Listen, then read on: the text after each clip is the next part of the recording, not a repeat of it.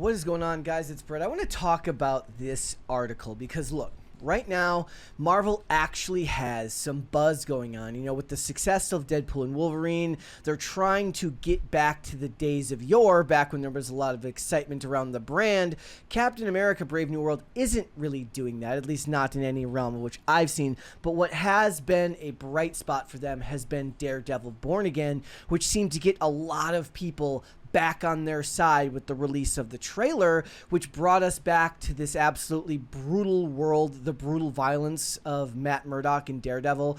I'm not gonna lie, I was sold on it from pretty much the first frame, but when you see the blood shine through the shirt when he puts the guy's bone through his skin and you see the blood shine through the long sleeve shirt, I knew that I was in for it. And I'm always happy to be proven wrong by these companies. That's what we want. I don't want products to suck. I want stuff to be awesome. And when you give me a trailer like that, I'm all in. But they are in a very precarious time right now, because right up until the point of release, you have to worry about actors saying stupid stuff, directors saying stupid stuff, bad trailers that turn people off of the material. And while I do not think that this is as big of a deal as it was being made out to be on Twitter last night, there are a lot of people that have concerns about what the showrunner is saying about the dialogue in Daredevil. So let's go through this article, and then I'm going to show you a bunch of the tweets, because let's face it, a lot of people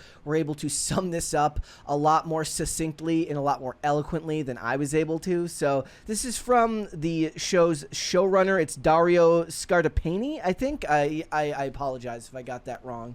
I meant nothing by it, dude. So it says, Daredevil Born Again showrunner Dario Scartapani says that the upcoming Marvel series will have some big differences from the original Netflix show. This is his quote. He says, there is more fun in the moments with these characters and a lot less navel-gazing than before, he said in this new issue of SFX magazine. The earlier show, at its best, was fantastic. At its worst, it was two characters in a room talking about what a hero is. I felt that had been done. I am not taking swipes. I just didn't want to hear characters grousing about their lot in life. I wanted to see them doing things. One of these major changes he made was the pace of scenes, saying that he referenced his time on The Punisher. He says, one of our edicts was longer scenes. He recalled, you have these 5-page long scenes of characters hashing it out in order to make space between the massive action scenes. The way stuff has evolved since then, we're able to do big action sequences and a lot more pace. I really feel that Netflix's Daredevil, which I know in my blood was more of a noir, and this show is more of a New York crime story, he continues. It has elements of The Sopranos, King of New York. There's a feeling for those of 90s classic crime tales. It has a pace and a scope of that. For a lot of reasons, Netflix wasn't able to do that. They were very dark cinematically, not necessarily dark story-wise, although there were some dark elements. We are much darker. I would ask him what his context is, and I wanted to read the whole quote there because some people were taking certain elements. They were just quoting the top part, just quoting the bottom part, and then other people were quoting the whole thing and pretending like that made it better. Look, I don't think it actually changes the notion of what he's saying. What he's saying is that the scenes where the characters are just talking about what it is to be a hero were some of the best scenes in the show, and he seems to be denigrating that in a way, and it seems to be exactly what people glommed onto, and I don't think that they're wrong about that. I don't inherently see a problem with looking to quicken the pace in some ways. Now, he is wrong. The part where they just talk about their lot in life, as he says, look, and we'll get into other people talking about it more eloquently, but the scene of Frank Castle and of Matt Murdock on the roof discussing ideas of heroism, discussing ideas of redemption, for Frank, what it meant to go to war and to come home. Those were extended scenes that made the show for many people. For the way I see it is that the thing that people latched on to Daredevil initially was that incredible hallway fight scene and the absolute war that Matt Murdock went to get that child back. But here's the thing. Without the long-form discussions where he talks to Frank, where he talks to Foggy, where he talks to Karen, where he talks to Night Nurse, where he talks to all of these characters, it builds your understanding of who Matt Murdock is as a person, which gives credence and gives weight to all of the brutal action scenes that were absolutely done fantastically. I don't even know if I necessarily agree with it. I mean, it must be very dark, because I'm thinking back to the scene in, like, what was it, episode 4 of season 1, where Kingpin decapitates the dude with the car door, which is the one I always kind of use as an example of if that's not dark, what is, when it comes to the context of a show like this. Or Matt saving all of the women from human trafficking early on. All of those things, you know, and that's just small scale stuff. We're not even talking about the concept of the larger story here.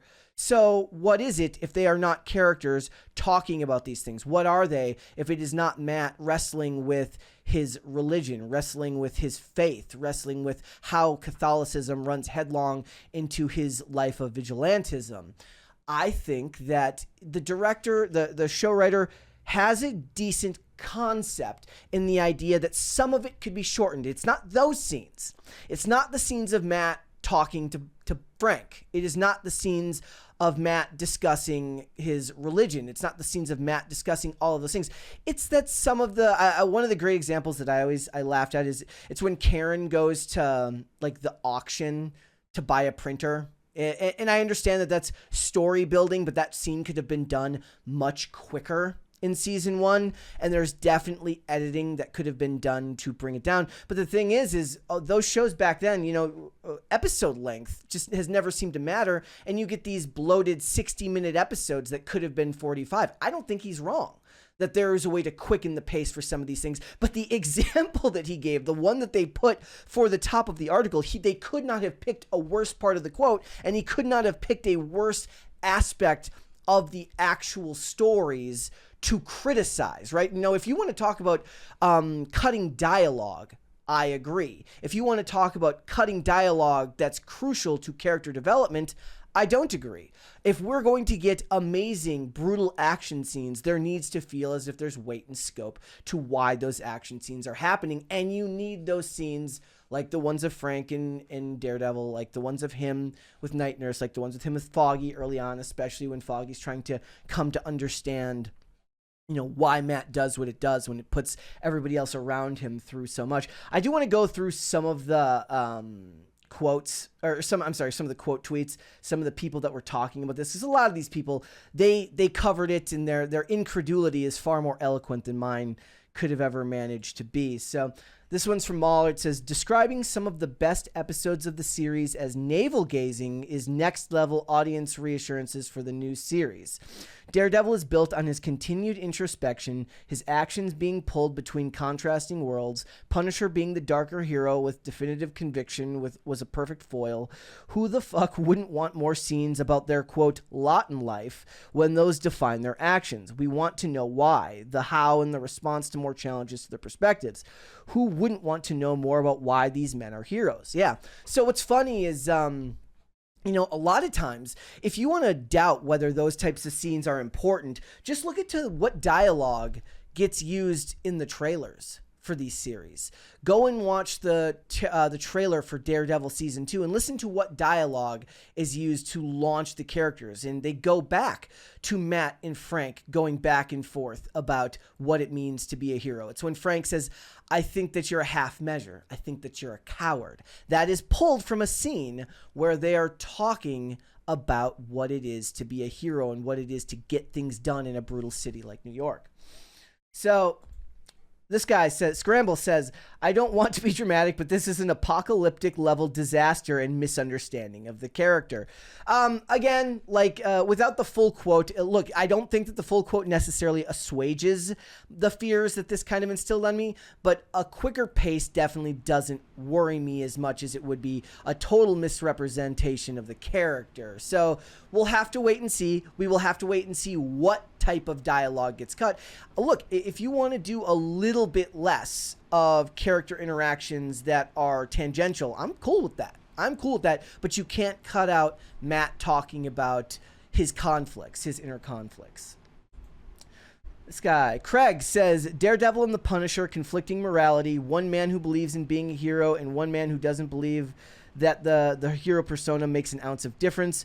Would be genuine shame if moments like these don't have a place going forward. Yeah, everyone seems to be drawing attention back to the scene on the rooftop, which is one of my favorite.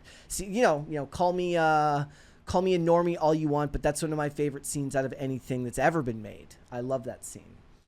And if I'm being honest, I think I love the scene at Frank's family's grave even more, with Frank, basically emotionally letting, and then the exhaustion getting to him, and the way that the exhaustion played into the emotion that they were feeling as he's explaining what it was like to come back from war. It says, imagine watching season 3 of Daredevil and then going on to describe the show as being too self-indulgent while it's showing some of the best portrayals of depression in the superhero genre. I think actually more than a few people would probably consider the slower pace of Daredevil season 3 to maybe be the least of the series in a lot of ways. Maybe season 2 being as packed as it was with all the characters, giving half a season to Frank and half a season to Elektra. Some people would criticize that narrative decision, but the slower pacing for season 3 was more of a challenge for me than others. But to be fair, I am not the biggest dialogue person, and I am not the biggest you can definitely slow a pace down too much. I'm not the biggest action person either, but there is a sweet spot for pacing that really, really works, that I feel like season 1 and 2, they did struggle with some pacing at times, especially when we were leaving Matt and going on to other characters. Look, I was fascinated by everything to do with Kingpin, and oddly enough, Wesley, his number 2 in season 1, like those scenes were great, but it was some of the other stuff. It just got away from it. Like I said, Karen going to an auction to buy a printer, even if it was story relevant and necessary to the plot, it carried on too long. All right, it says, it's funny. If you could see the screen here, it says MCU writers when they have to write compelling characters and dialogue instead of just smashing action figures together. Yes, you are not wrong here, my friend. The original quote. This one says, yeah, because these kinds of discussions in the original Daredevil about what a hero is were super boring. What the F is he talking about? I'm worried about this revival now. See? You gotta just keep your mouth shut these days. You have to.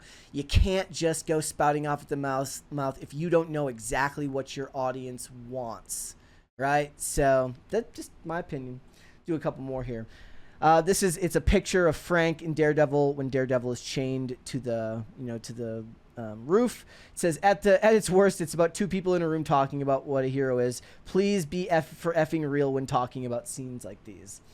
And last one, what on earth are you doing? You had won everyone back. Our nerves calmed. And then just slapping their face. Yeah, they're not wrong. Popcast is in the response, says these people need to stop talking. More often than not, the people involved with the movie or a series say stupid self-serving nonsense that ultimately hurts a project, and these studios never learn to STFU. There's a little bit of a back and forth there about whether that's actually, like, one of the things is like, how much power does social media have? A lot. How much power does the average YouTuber talking about stuff like this have?